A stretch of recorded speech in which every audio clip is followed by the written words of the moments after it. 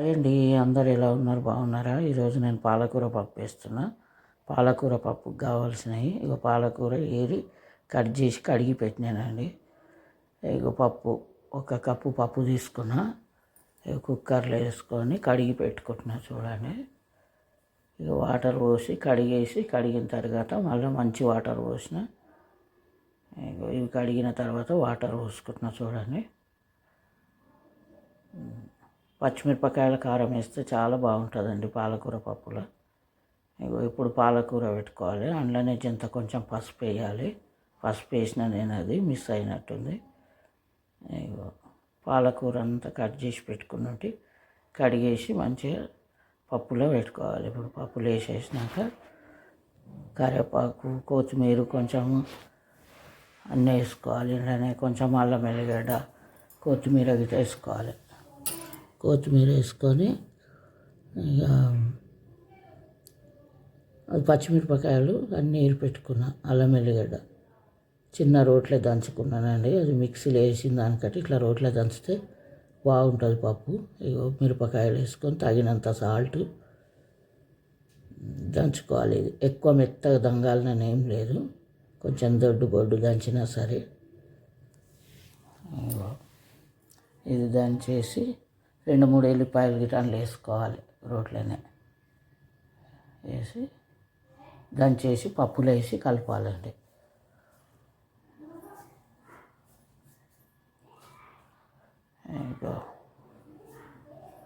పప్పులు వేస్తున్నా, వేసి అంతా కలిపేసేయాలి పప్పులో.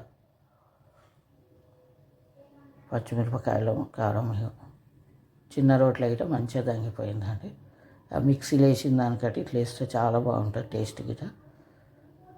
అంతా కలిపేసి కొంచెం చింతపండు వేసి, చింతపండు కొంచెం చిన్న నిమ్మకాయ సైజు అంత చింతపండు వేసి ఇదంతా కలిపేసి కుక్కర్లో 3 విజిల్ పెట్టేస్తే పప్పు అయిపోతుందండి. ఇది కందిపప్పులు వేసిన నేను. కొంచెం శనగపప్పు గిట్ట వేసుకోవచ్చు ఇష్టం ఉంటే, అని నేను కందిపప్పు వేసిన.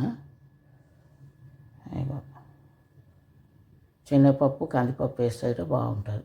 ఇప్పుడు మూత పెట్టేసి స్టవ్ మీద పెట్టేస్తా.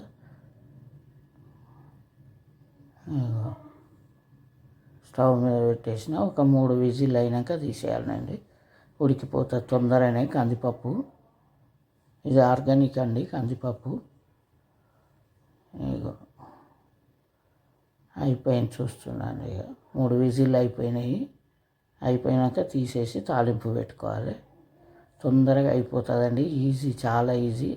ఇట్లా చేసుకోవచ్చు. మళ్ళీ పాలకూర గిట పోపుకి వేసుకోవచ్చు. పప్పు ఉడకబెట్టేసి గిట పోపుకి వేసుకోవచ్చు. ఇదంతా కలిపేసి ఒక గిన్నెలో వేసుకున్న. స్టవ్ మీద ఇప్పుడు చిన్న కడాయి పెట్టుకున్న. తాలింపు చేసుకోవాలి. ఆయిల్ వేస్తున్నా చూడండి. ఆయిల్ వేసుకొని జీలకర్ర, ఆవాలు, ఎండుమిరపకాయలు తాలింపుకి వేయాలి. జీలకర్ర, ఆవాలు వేసిన. ఎల్లిపాయలు గిట్ట వేసుకోవాలండి తాలింపుకు. జీలకర్ర, ఆవాలు వేసినాక ఎండుమిరపకాయలు, కరివేపాకు, ఎల్లిపాయలు ఇవన్నీ వేసుకోవాలి. తాలింపులో వేసుకొని లాస్ట్లో పప్పు తాలింపు పెట్టుకోవాలి. అయిపోతుంది చూడండి తాలింపు. ఇప్పుడు ఎల్లిపాయలు వేస్తున్నా. ఒక 4-5 ఎల్లిపాయలు వేసుకొని కరివేపాకు వేసుకోవాలి. లాస్ట్లో కరివేపాకు వేసి తాలింపు పెట్టుకోవాలి. ఒక పక్క క్యారెట్ ఫ్రై చేస్తున్నా. క్యారెట్ గిట కరివేపాకు తాలింపు పెట్టుకుంటున్నాను చూడండి. ఇప్పుడు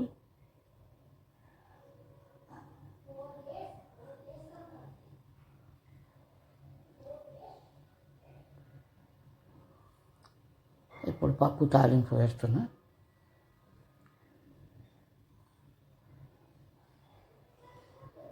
తాలింపు అయిపోయిందండి. ఇప్పుడు పాలకూర పప్పు రెడీ అయిపోయింది చూడండి.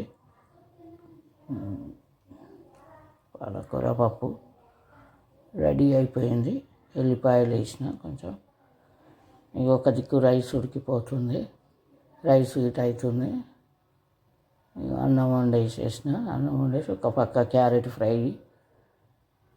అన్నం అయిపోయింది చూడండి. రెడీ అయిపోయింది అన్నము. పాలకూర పప్పు, అన్నము, క్యారెట్ ఫ్రై ఇవి చేసినానండి ఈరోజు.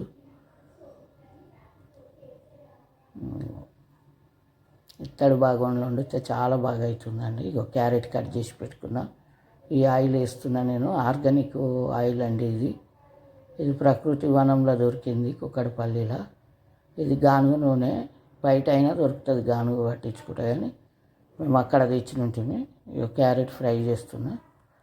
క్యారెట్ గిట్ట అయిపోతుంది చూడండి. ఇక క్యారెట్ వేసేసి అందులో ఇగో ఫ్రై అయ్యింది. నచ్చితే లైక్ చేయండి, షేర్ చేయండి, సబ్స్క్రైబ్ చేసుకోండి. ఈరోజు మా ఇంట్లో పాలకూర పప్పు, క్యారెట్ ఫ్రై. చూడండి పాలకూర పప్పు ఎంత ఈజో మీరు గిట్ట చేసుకొని చూడండి.